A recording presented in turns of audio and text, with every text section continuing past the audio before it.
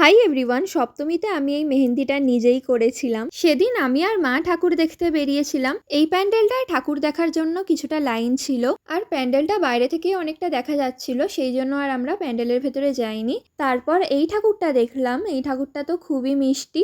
আগের ইয়ারেও আমরা এই ঠাকুরটা দেখতে এসেছিলাম, এরকমই সুন্দর আর মিষ্টি ঠাকুর হয়েছিল। সেদিন আমরা বেহালায় ঠাকুর দেখতে যাচ্ছিলাম, আর বেহালায় যাওয়ার পথে এই ঠাকুরগুলো দেখতে দেখতে যাচ্ছিলাম। এই প্যান্ডেলগুলোতে লাইন থাকে না, কিন্তু ঠাকুরগুলো খুবই সুন্দর, অসাধারণ। আমার তো খুবই ভালো লেগেছে। আর এই ঠাকুরটাও যখন দেখতে যাচ্ছিলাম দেখলাম যে পাশেই ফাংশন হচ্ছে।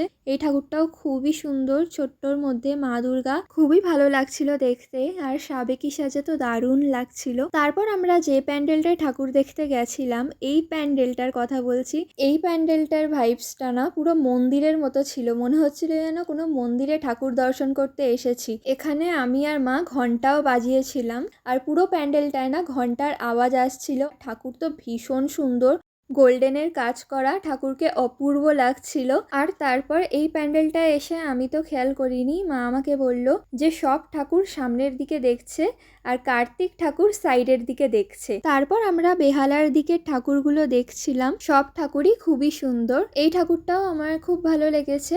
আর এই ঠাকুরটা দেখে বেরিয়ে একটা ইয়াররিংসের দোকানে এই ইয়াররিংসটা দেখলাম। মা আমাকে অনেক দিন ধরে বলছিল এরকম একটা ইয়াররিংস নিতে, তো সেই দিন নিয়ে নিলাম। আর তারপরে এই ঠাকুরটা দেখে আমরা বাড়ি ফিরেছি। এই প্রথমবার দেখলাম যে এখানে অন্যরকম প্যান্ডেল করেছে, অন্যরকম কিছু দেখে খুবই ভালো লাগলো। আর প্যান্ডেলটা হতো অন্য সাইডে, এবারে এই দিকে প্যান্ডেলটা করেছে, আর প্যান্ডেলটা আমার খুবই ভালো লেগেছে। এখানে মেলাও হয়, কিন্তু সেই দিন আমরা মেলায় ঘুরিনি। তারপর আমি আর মা ঘুগনি খেয়ে বাড়ি ফিরেছিলাম।